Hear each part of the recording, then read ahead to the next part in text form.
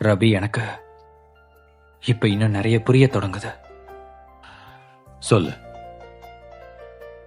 காரியங்கள் எல்லாமே மாறப்போகுது, சரிதானா? ஆமா யோவான், காரியங்கள் மாறும். ஆனா அப்படி நடக்கும்போது என் கூடவே இரு. நீங்க இல்லாம நாங்க எப்படி சமாதானமா இருப்போம்?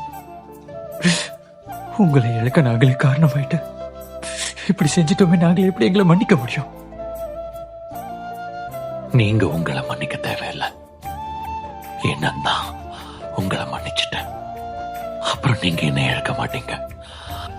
ஏன்னா என் ஆவி உங்களை விட்டு விலகாது, உங்களை கைவிடாது.